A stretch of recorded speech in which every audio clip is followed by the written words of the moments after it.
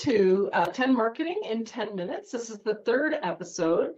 This is a podcast for B2B business leaders where we talk about marketing and how it can help their business in plain language, no marketing jargon. Today, we're going to talk about something that every company does, but not always well, and that's social media.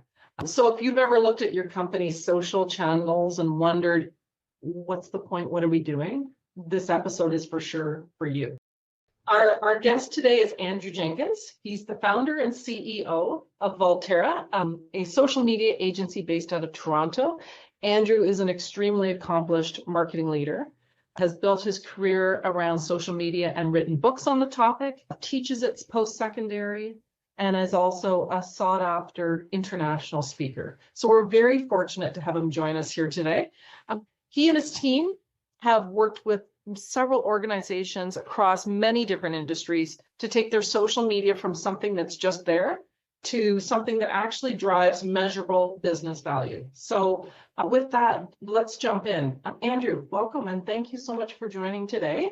I'm excited to have this discussion with you. So you have worked with a lot of B2B clients, and in your experience, what's the most common disconnect between their social media efforts and their actual business strategy or business goals? Well, sometimes they're just treating it as they're checking a box. Yeah. That everybody else is on social and they pay it lip service. So, okay, we set up a LinkedIn page, maybe some other channels like a Facebook page and so on, and that they put content there, but with no planning, no strategy.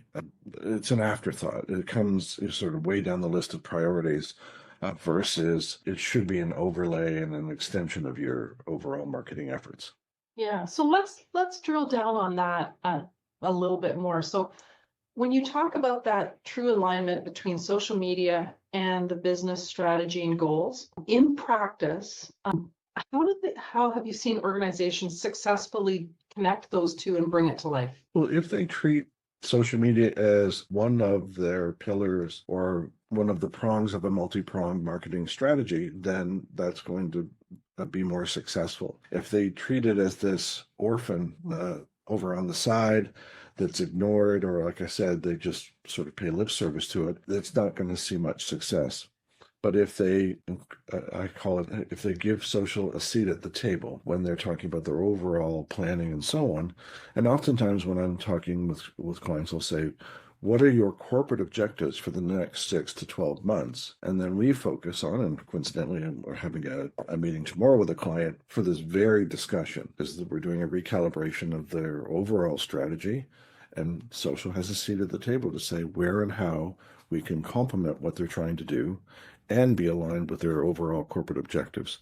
I mean, we're not doing social for social's sake. We're not in it for the likes. You know, if they're spending money on it and time and effort, there should be an outcome that's aligned with their business objectives. 100%. That's beautifully said. So when you think we're talking B2B today, when you think B2B clients, I think of LinkedIn. But when you think of different platforms, different social channels, what have you seen be successful for B2B clients of yours? The first thing they should be doing is testing which platforms has a portion of their audience.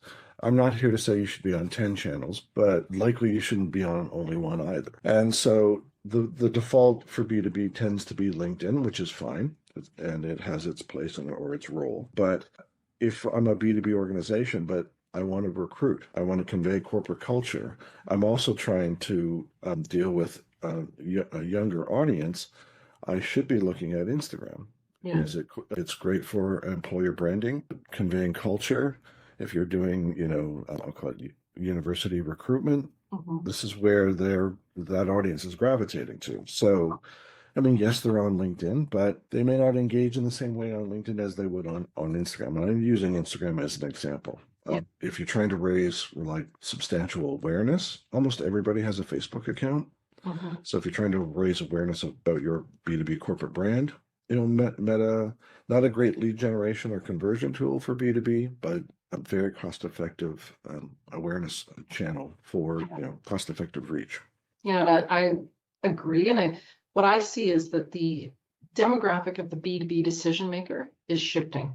Gen X, millennial, and they're digital native, and the lines between LinkedIn and what they might do after hours that were formerly perceived as social, personal only, they're blurring. And so I really love what you said about having to open beyond or think beyond LinkedIn.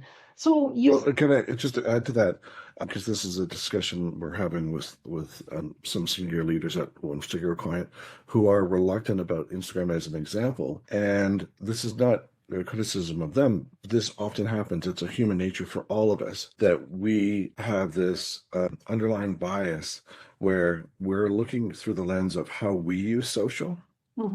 Yeah. And therefore we think everyone else is behaving. I'm not on channel X, therefore my audience isn't, or that's not the way I behave on that channel, so I assume my audience, and those assumptions or preconceived notions actually harm your informed decision making for your social strategy. So it's like you have to remove yourself from the equation, saying, where is my audience?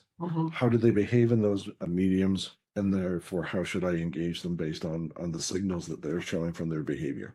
Yeah, and in doing that, I think it's an important step in future proofing your business, especially in the B2B space, where we're going to see so many of those baby boomer decision makers leaving the workforce, and then Gen X and the millennials are the next business leaders, the next people that are at the table making decisions. If you are late to the game and figuring out how they act and interact with content, you may be late to the game. Some of them find LinkedIn to be cringe. Yeah. So Yeah. so what do you do then? Yeah, exactly. So you mentioned something once before that I wouldn't mind delving down a little bit deeper on. You said, it's not just about likes. So what are the metrics if you want to implement a social media strategy that is tied directly to your business goals and strategy and ultimately serve business development? What are the metrics that business leaders should pay attention to? Well, I mean, likes are nice. They're a vanity metric.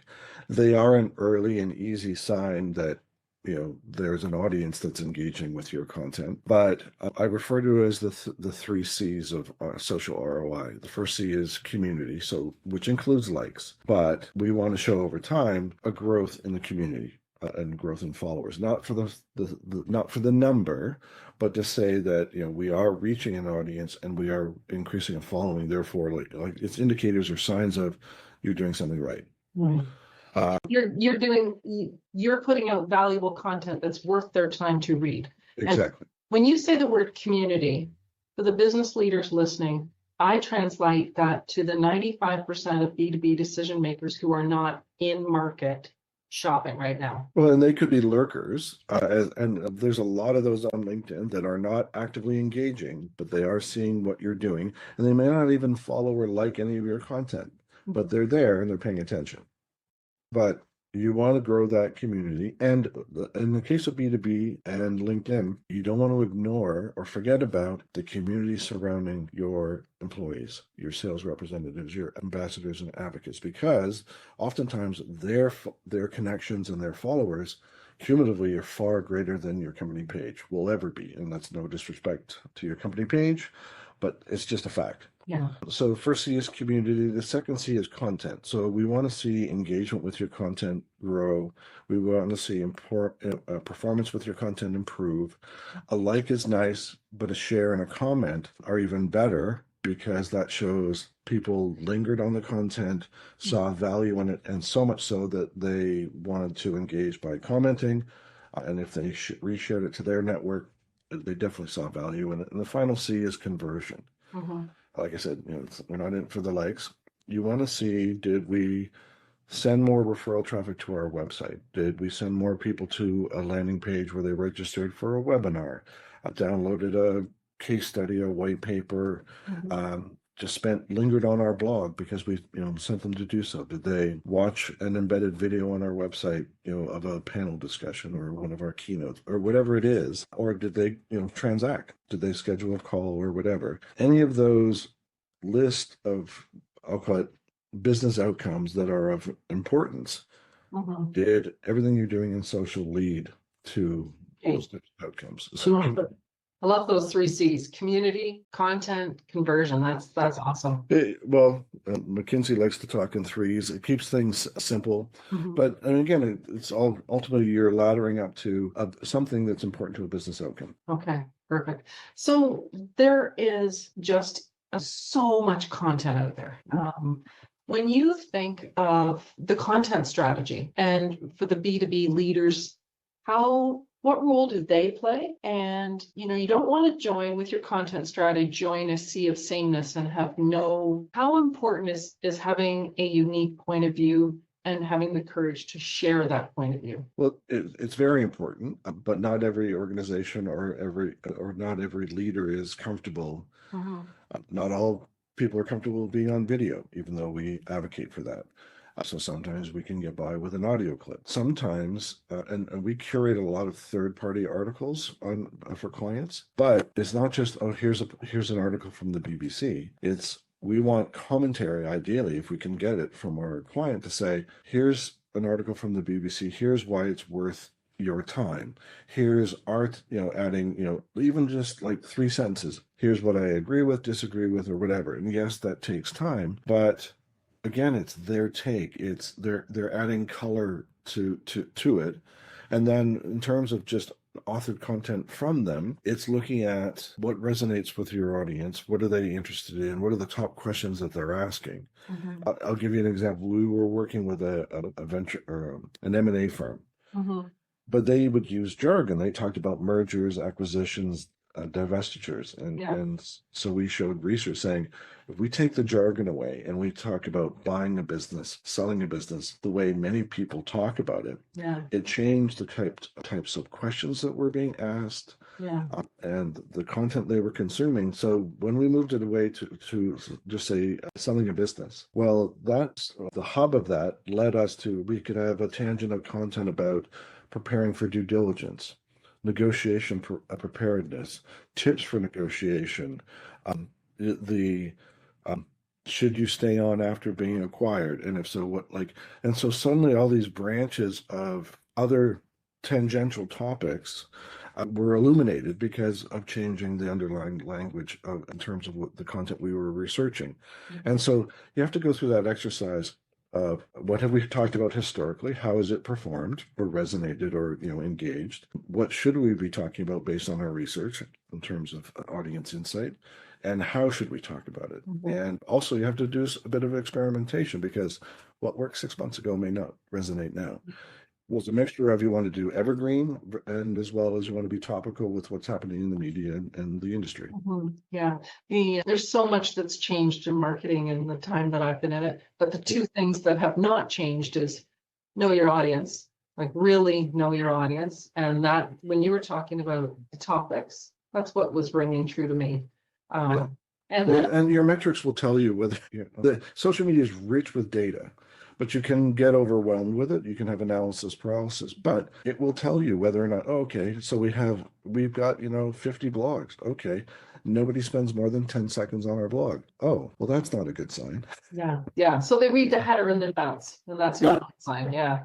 Um, And then you sit there and think, how many people were involved in that blog post?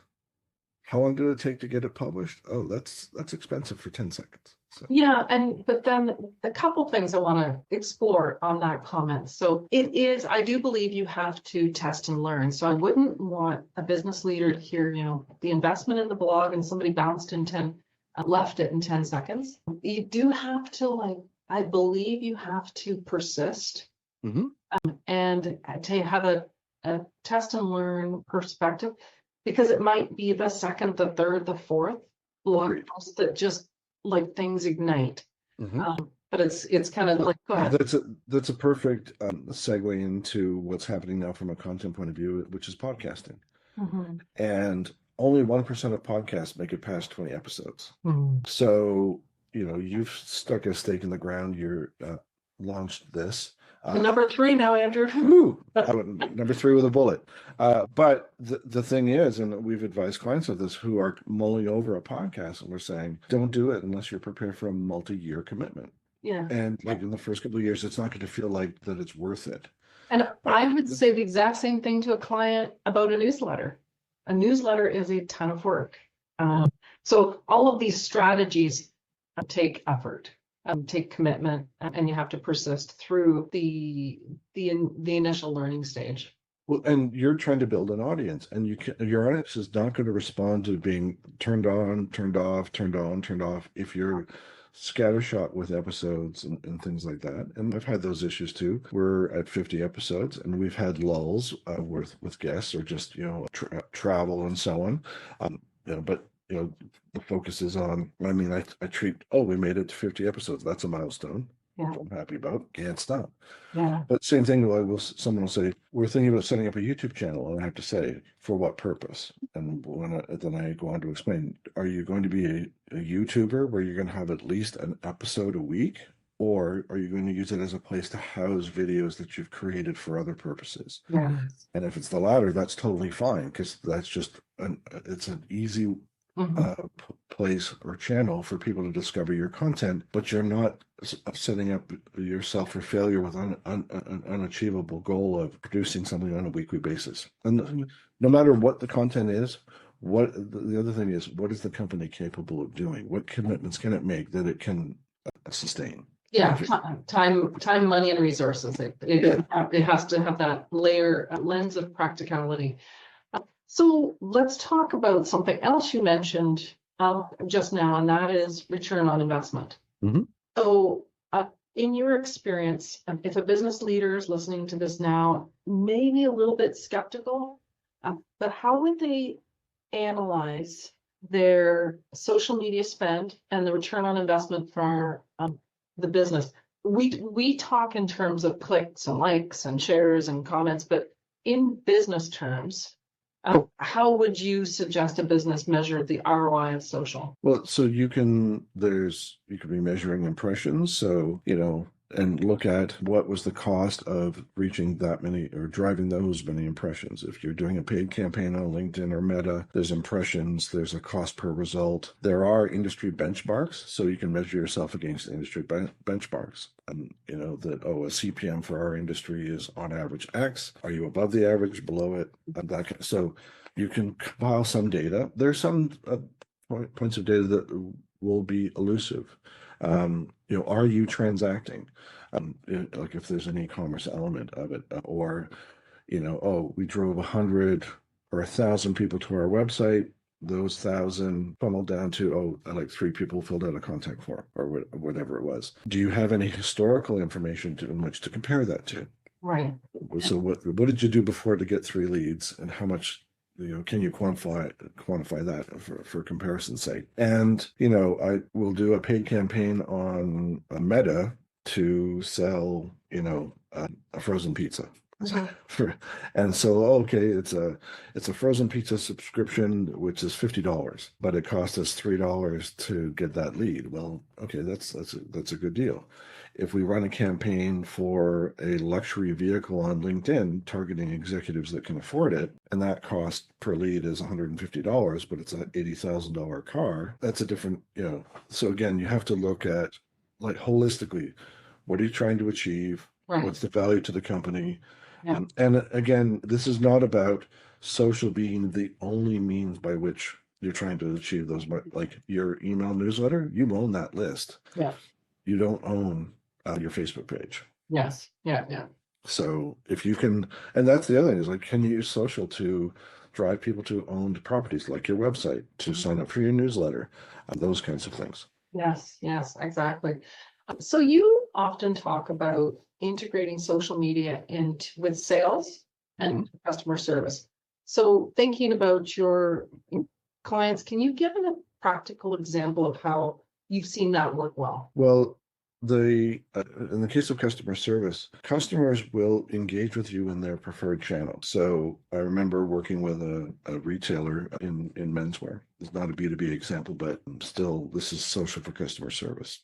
And someone came to their Facebook page and left a comment saying, "Do you carry this particular brand?" And we messaged the client saying, "We don't know. Do you carry this brand?" And we'll respond to the customer. And the response from the client was, "Can they not call us?" And I said to them. They have chosen the channel or the means by which they want to talk to you, and the onus is now on you to respond in kind in the same channel. Yeah.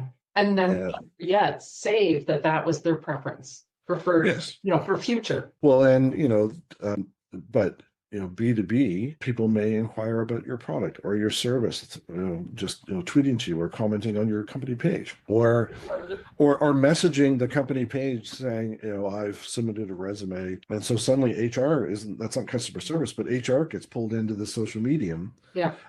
To they may not be the respondent, but if there's someone responsible for dealing with any messages on LinkedIn, they are going to loop HR in saying one, am I allowed to say anything? Two, what should I say? Is there a standardized response, and so on? And if you're in a regulated industry like financial services or healthcare, we had a financial services client that had an app for trading, and we created collaborating with them, a frequently asked question list and approved responses. Right. And there was an escalation path. So if the organization knows well the types of inquiries that they get or the kind of issues that might arise, then there can be some, I'll call it triaging, some standardized responses, and then there's an escalation path if none of those responses fit the situation. But the other thing is that's all proactive, but organizations can be listening to be paying attention to, is there a customer service issue? How are our competitors being talked about? Mm-hmm. Yeah. For their product or service, and can I learn anything from that? How are we being talked about? Right. How are key members of our senior leadership being talked about, if at all, in the media? Mm-hmm. And so suddenly that's not less about customer service, but more about brand, reputation management, and so on. And I remember someone who worked at Salesforce talking about how they were doing social media listening specifically about competitors, and they would share the intel from that with the product team. Okay. Yes. To inform from a product roadmap, staying abreast of features and functions and so on. Yes. And so it's not just about sales and marketing. That's like social for the enterprise. For the enterprise, I'm hearing it's partially brand reputation management, but also customer intelligence, insights, and the smart companies would be, how do I use this? Well, and it's not, so we've been talking about the default like LinkedIn and Facebook and so on, but I wouldn't necessarily call it a social media platform, but Glassdoor, from a brand reputation for hiring. Reddit, there's subreddits that are about your product, your service, or just about, so there are subreddits about prompting for AI. Well, I'm sure that Anthropic and OpenAI with ChatGPT and so on, they're all paying attention to this vast user base that are sharing insights about their respective platforms. Well, we could do an entire session just on. But that's just an example of. There's a lot of things about social that are overlooked, or in fairness to people, they're just unfamiliar. That I didn't know that I could capture that insight. Yes, exactly. The part I wanted to ask you more about was, again, business leader listening today, and this episode has given them pause for thought, and they want to explore how they can transform their social and integrate it, make it part of their real strategy. How did they start? So if they're not on social at all right now, I mean, they are personally, but maybe not corporately, is to do some initial I call it start with listening. They may not have a listening solution per se, but just go on in the search field on LinkedIn if they're B2B, just as a place to start. Okay. Put in their corporate name in quotes. How often is their name coming up? Do that a bit of a comparison. You can, if you have a company page, you can actually add 9 competing pages or pages you want to benchmark against to see how often they're posting and what aggregate engagement they're getting. So you can see, I'm not even in the game, and 9 of my competitors are, or only a few of them are, and the rest are, we have one client, our longest historical client. They're in a very, very dull industry. But they chose 7 or 8 years ago that they weren't going to be dull. And that if, okay, forget the rest of the industry, if they don't want to be in social, they're going to be the laggards, or they're going to go like keep doing the way we've always done it. Yeah. So be it. And they said, no, we're going to be different. And they put a stake in the ground. So we're going to do social. And they've been writing blogs, or we've been writing blogs for them and sharing them on social and doing other types of content for them for like 7 years. And it's paid off. Yeah, it stands, they get traffic to their website, and, they're B2B, they're dealing with municipal governments and things like that. So all of this is compounded for visibility and lead generation and so on. And they have differentiated themselves in the industry as a result. That is amazing. Andrew, that is a wrap of episode 3 of the 10 Marketing in 10. I want to say a huge thank you for joining me and breaking down social media for the business leaders listening on and helping them understand how it can actually help their business strategy and goals. To learn more about Andrew and Volterra, I will include a link in the post.